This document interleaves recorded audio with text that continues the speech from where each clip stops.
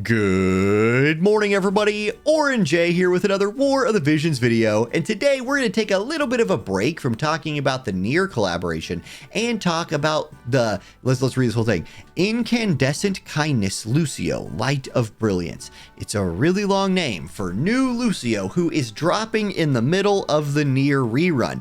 This is going to feel really crunchy, like it feels like they're really slamming some stuff in here on us, but I'll just remind you, don't feel like you have to pull. This guy is really good, and if you're a light player, I would pull him instead of the Nier stuff. Like if I was a light account and that was my focus, or God forbid a sword warrior player, which it'd be cool if there was some of those out there, then I'd go for this guy. But you know what I mean. You pull for what you want to pull for. I'm going to tell you about this unit. He's really good, and we have this vision card, which is a sword warrior, bow, staff, and book equipable vision or main job vision card.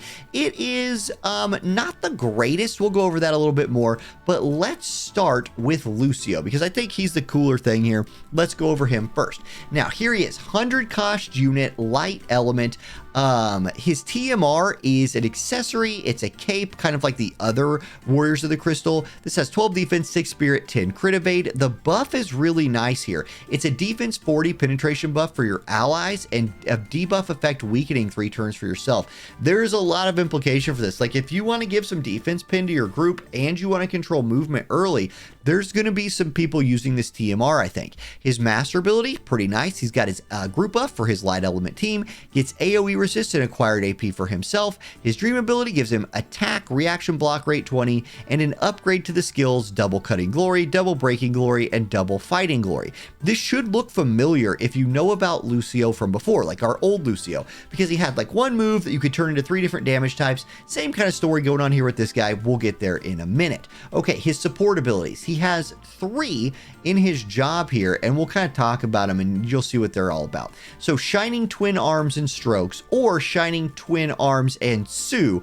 We'll see what these are called in our version of the game. Same abilities here, but it changes the move a little bit. So you're going to get defense pin 40, strike resistance 12, missile resist 12. This one you're going to get the same thing, defense pin 40, pierce resist 12, magic resist 12. So it switches up the resists on you a little bit, and then double huang, or double tuahang, double do, yeah, whatever. I can't say those words. Anyway, you're changing one of the skills. Let's go look at the skill right here. Here it is. So you're either going to have a slashing move, or if you upgrade it or change it, you can have a striking move or a piercing move or a slashing move. You see what I'm saying? It's all on here a whole bunch of times, but basically you use his support abilities to control the type of move that is, the type of damage type it is. And this time you also get the penetration, the pierce resist, the magic resist with that as well. Then his other new one, if that was sort of confusing, I think I did a decent job there, but it sounded like a lot of word salad. He gets power to protect life, which is upgraded to power to protect the world. This is a great one. Single target resist 15, all elemental resist 12. That's insane. Slash attack resist pin 40, and a 10% increase to his physical damage. Yep, that's great. And if you don't want to mess with upgrading his skill and you still want defense pin, you can take accuracy and defense pin right here from Wild Instinct, which I think some people will do because that's pretty good as well. That's his support abilities. His counter ability, he has Healing Glow, which counters slash and magic damage at a boosted rate of 60%, gives him HP and AP restore. He has presence detection, which is 20% chance to counter all damage and reduce it by 30%. And then he has a striking counterattack. You're probably just going to run this heal one, in my opinion. Okay, his main job. This is a big time kit. So his first move, his cheat move, is a 2-target selector. So you're getting massive bang for your buck here. It is 17 AP, which is a little more expensive than some people's cheat move, but it's 2 targets within a range of 3. It also dispels re-race. There's a lot built into a move that costs 17 AP right there.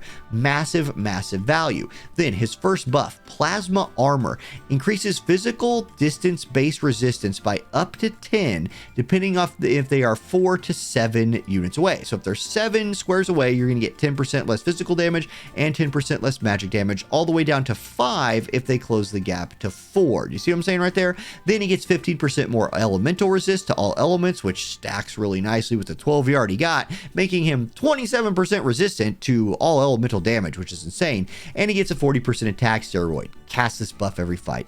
This is just like, he just goes, this is a Super Saiyan buff, makes him a little bit more of a Super Saiyan. Okay, Aurora End. This is a very short range attack right here, only range of 2, but it turns off Courage, does 200% damage, and when the enemy target is killed, automatically casts another skill, HP recovery when enemy is incapacitated for himself. So another self-heal built in right there.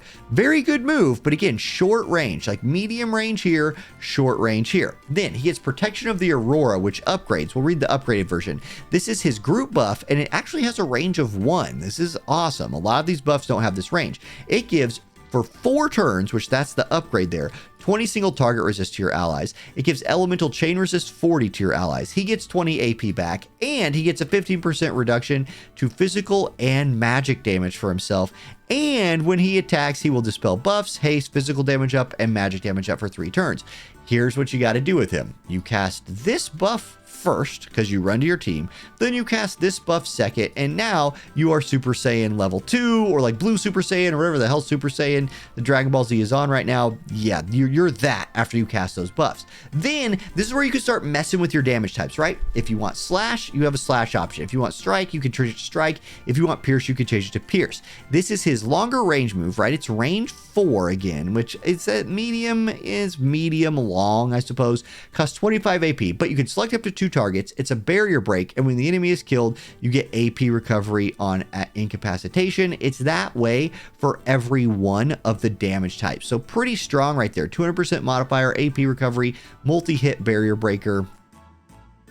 There's a lot there. Then if you still need more defense pin, you can get 40 more right here with his job level 25 move that hits in a small AoE. Again, short range, 200% modifier, it'll hit hard. His Warrior of Aurora sub job, he has an up to 2 target city move, also known as TP if you missed the last video. This can stun. So this isn't a buff. He can just like pick 2 people and try and stun him. He's like, you and you, I'm glowing really brightly with my Super Saiyan powers, and you're both stunned, and they resist it, and you're like, no, whatever. Then he has his signature buff, right? Light resist, dark resist, and dark killer for allies. Very good buff, but it's like, he has so many good buffs. I don't know if you're going to get that off. Strider does give him access to a multi-hit attack right here. That's the first multi-hit attack in his kit.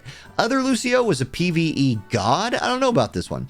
So that's still nice. It does give you another group buff, a slowing attack, which could be very useful in certain PvE situations, and a slash attack resist penetration buff for himself if you need that. But again, so many buffs. Here's a striking sub job if you wanted to run like the piercing type attack from his main job, and pugilist sub, then you have access to slashing, piercing, and striking in one guy in one fight, which is kind of insane. So that's why you could run that. Then his limit break is a 3 target selector. So even if the entire enemy team is within this range, you can hit each one of them. 2-hitter, dispels protect, 200% damage, and decreases their CT by 15. So overall, I think this man has a lot going for him. If you're a light player, this dude's going to get out there. He's going to brawl with the best of them. You give him some support, little, another brawler buddy or a tank to help cover him. He's going to put in a lot of work for you. Now, he is coming with the Starlight Sword. This is something you can go get. Translator works. Wow, almost never does when it's been sitting here for a while. The assault version has 176 attack. That's probably the one you're going to run unless you want the 20 accuracy version. For light element units, not just for him, for light element units, you get slash attack resist pin 20. Hey, I like that. You get AoE resist 8. That's crazy on a sword, and slash attack 15. Excellent piece of gear right here. Get this thing. Love this thing. Throw it on your Warrior of Lights or your other light element slashers. It's a wonderful thing to have. Then we have New Year's Banquet. This is the vision card that's coming out. Now, this I'm not super in love with. It has some nice things going for it, but you'll see in a minute. So, HP, attack, defense, and dexterity are your stats. That's not bad. The unit effect is real nice. Attack 10% with AoE resist 10. You're going to love that on like any of your physical units. That's fantastic. Party effects looks okay on paper. Like, you do have single target resist, which is one of the big 3 in there. Elemental chain resist is nice, especially if you're fighting teams that like properly agility tune and they're chaining on you. And reaction block rate is always a big one. So a lot of things to like about this card, but the types of jobs that can equip it are kind of iffy for it. It does have the arena map buff of slash attack resist pin 21. Now I really like this, like more slash attack resist penetration from a vision card is a big deal. So that might be one of the better things going for this card. Should you pull it? Well, we can put the vision cards on the screen for this job. Let's pull that up right here. And here's what we're looking at. Now, if you pull Lucio, and I'm going to talk about Lucio in terms of this card, not like the other jobs right now. We can do that video if you really want to, later this week. But here's the card. Keep in mind, you have this card coming out in the future. This is another unit resist card to give slash attack and slash resist pin. So yes, I do think it's cool that you're getting slash resist pin on arena from the current card, but you have this one staring you in the face. And this is going to give you slash attack, 28% slash resist pin, and 20 unit resist with crit evade in Guild War. Like, I think this is a better vision card, and it's sword red mage, sword warrior, sword knight. So I think a lot more people will get play out of it than they will with New Year's Banquet. So this is a card I'm really looking forward to pulling myself for, my Squall teams, my Bradley teams, even your ice element. Like, I'm building a lot of these units right now to play with A2. So, playing some more ice teams with this card looks really fun. I think that's kind of what the future of that vision card is going to look like. So there's your preview for those two guys. Now, or for that guy in the vision card, we do have a couple other things that I just want to mention. Black Rose Helena is getting her limit break upgraded. So let's look at that real quick. Let's not miss on that, because sometimes I forget to cover those. Her old one was dark attack or dark resistance down and 200% damage. Really useful move, right? Like when you see Black Rose Helena, she loves to drop this because of that debuff on there. Now it also decreases AoE resist and automatically casts another skill, Black Rose Healing Technique, which decreases critical rate by 15. The healing technique heals an ally in this range right here, so a nice big range. So now it still does the debuff. It also debuffs AoE resist, decreases critical rate, and a follow-up heal that she will cast for one ally. Hey, that's top tier move right there. That thing's going to hit like a truck. Then Queen Ma Cherie also got her limit break upgraded. So let's retranslate that page, since Google Translate's having a wonderful day today. And like non-ironically it is.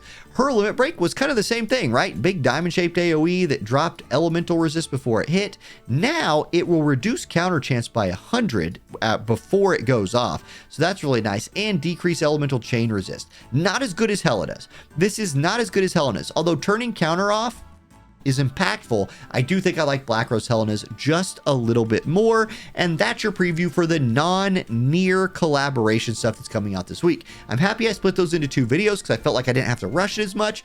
Both videos ended up being over 12 minutes, so that would have been a long ass video had I done them all in the same recording. Yeah, I'm just rambling. Okay, thank y'all for watching. I hope you have a great day, and I'll catch you next time. Peace.